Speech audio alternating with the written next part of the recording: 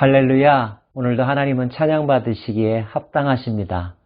하나님을 영화롭게 하고 하나님의 기쁨이 되는 삶을 살아가십시오. 오늘은 열왕기상 21장입니다.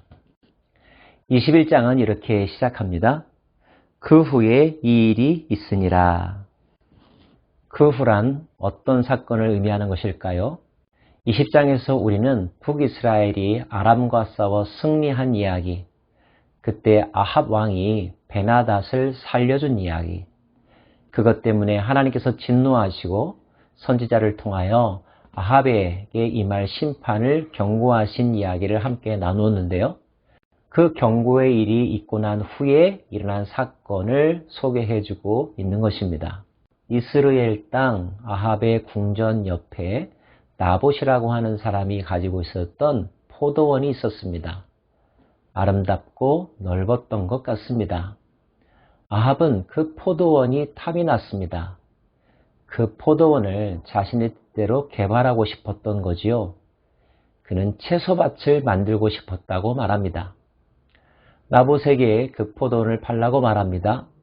나봇은 거절합니다.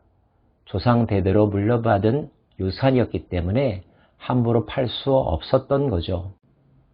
아합은 그 이야기를 듣고 끙끙 앓습니다.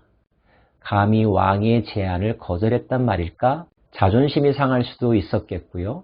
그가 하고 싶은 것을 하지 못하는 것 때문에 답답한 마음이 들었을 수도 있습니다. 내막을 그의 아내 이세벨이 알게 되었습니다.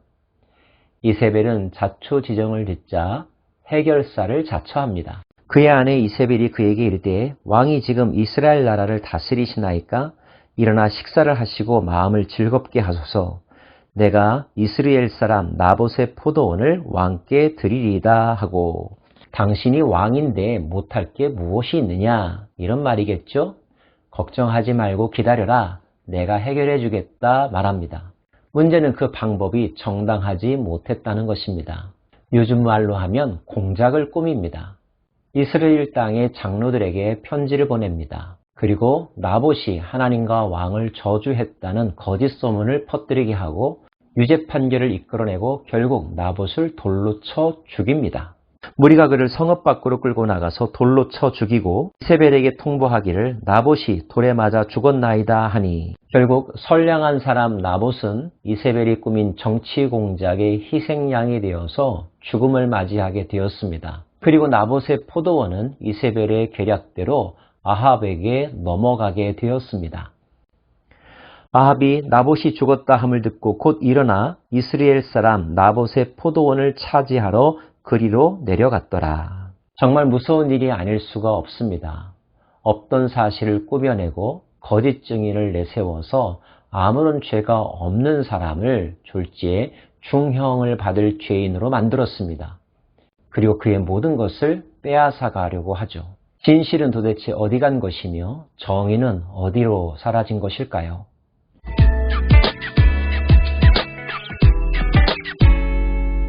그때 하나님께서 엘리야에게 임하십니다. 엘리야를 시켜 아합을 만나라고 명령하시죠. 여호와의 말씀이 디셋 사람 엘리야에게 임하여 이르시되 너는 일어나 내려가서 사마리아에 있는 이스라엘의 아합 왕을 만나라. 그가 나봇의 포도원을 차지하러 그리로 내려간다니 너는 그에게 말하여 이르기를 여호와의 말씀이 내가 죽이고 또 빼앗았느냐고 하셨다 하고, 또 그에게 이르기를 여호와의 말씀이 개들이 나봇의 피를 핥은 곳에서 개들이 내 피, 곧 내 몸의 피도 핥으리라 하였다 하라. 네가 또 이런 일을 저질렀느냐? 책망하시는 내용과 함께 너가 죽음을 당하게 될 것이라. 내 피를 개들이 핥게 될 것이다 라고 경고하신 것입니다. 아합이 엘리야에게 이르되 내 대적자여 내가 나를 찾았느냐? 대답하되 내가 찾았노라.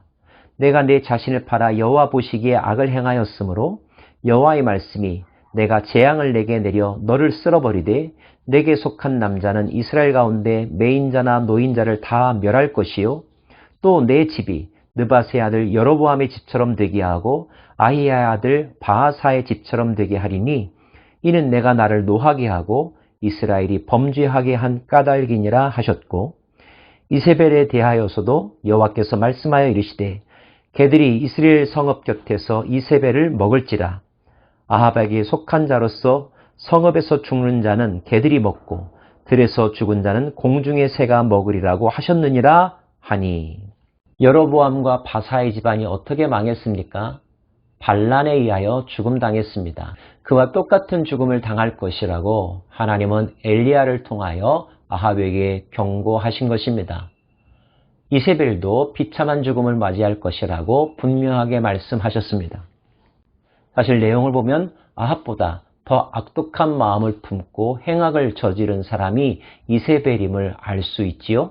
엘리야 선지자의 영적 권위와 그가 갈멜산에서 보여줬던 하나님의 능력을 직접 목격했던 아합이 다시 이런 이야기를 들었을 때 그의 마음이 얼마나 철렁 가라앉았을까요? 아합이 이 모든 말씀을 들을 때에 그의 옷을 찢고 굵은 배로 몸을 동이고 금식하고 굵은 배에 누우며 또 풀이 죽어 다니더라. 그래도 아합은 마음이 여린 사람이고 마음의 양심이 조금은 살아있는 사람인 듯합니다. 아합은 하나님의 경고를 듣자 두려워했습니다. 살고자 몸부림쳤습니다. 그가 선택한 살 길은 자신의 잘못을 인정하고 뉘우치는 길이었죠. 옷을 찢고 금식하면서 자신의 잘못을 인정하고 살 길을 구했습니다. 그는 자신이 목격했던 바알 선지자나 아세라 선지자들이 죽었던 장면, 그 장면에 자신이 주인공이 되고 싶지 않았던 것이지요. 하나님은 그가 보여준 모습을 보고 자비를 베풀어 주십니다. 여호와의 말씀이 디셋 사람 엘리야에게 임하여 이르시되 아합이 내 앞에서 겸비함을 내가 보느냐. 그가 내 앞에서 겸비함으로 내가 재앙을 저희 시대에는 내리지 아니하고 그 아들의 시대에야 그의 집에 재앙을 내리리라 하셨더라. 저는 문득 다윗 왕이 생각이 납니다. 다윗이 밧세바를 범하고 났었을 때에 하나님은 나단 선지자를 통하여 다윗을 책망하셨죠. 다윗이 자기가 많은 것을 가지고 있음에도 불구하고 자신의 욕심을 채우기 위하여 남의 것을 빼앗았던 그의 행악을 드러내셨던 것입니다. 아합도 그러했죠.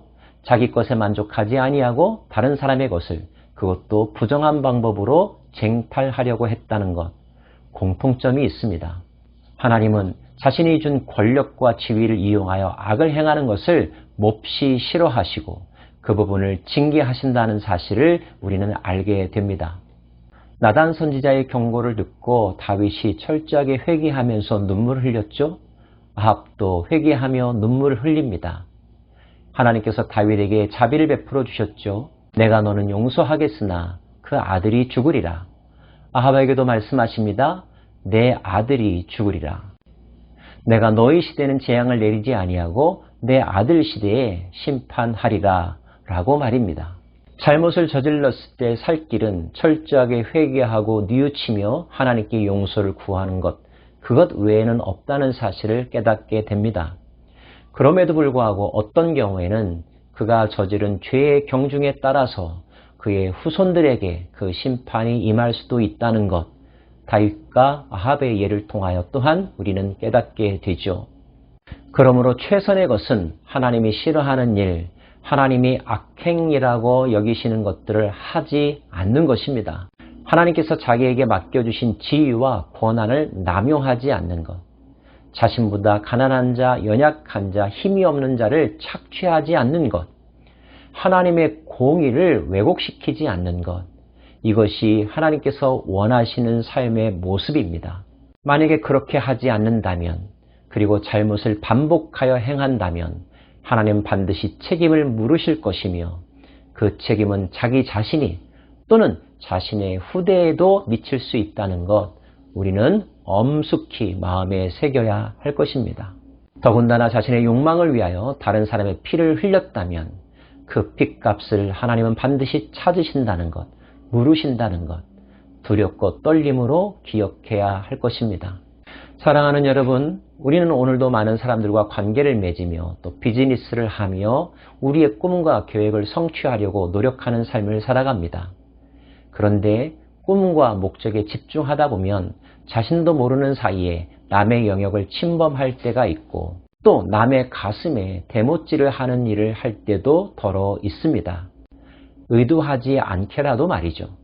혹여나 그런 일이 있었는가를 되돌아볼 수 있기를 원하고, 가난한 자의 하나님, 소외당한 자, 힘이 없는 자의 하나님, 그 하나님의 공의는 죄 지은 자를 심판하시고 하나님의 말씀을 지키려고 하는 자들을 구원하시는 것임을 마음속에 새기면서 심판의 대상이 아니라 구원의 주인공으로 살아가는 저와 여러분이 되기를 간절히 바랍니다. 기도하겠습니다. 하나님, 인간의 욕심은 이렇게 끝이 없는 것인지요. 하지 말아야 될 것, 넘지 말아야 될 선이 있을 때 결코 과욕을 부리지 않는 저희들 되게 하여 주옵소서. 하나님의 공의, 하나님의 정의를 마음속에 새기며 그 뜻에 합당한 삶을 살아가는 오늘 하루가 되기를 간절히 소망합니다. 예수님 이름으로 기도합니다. 아멘.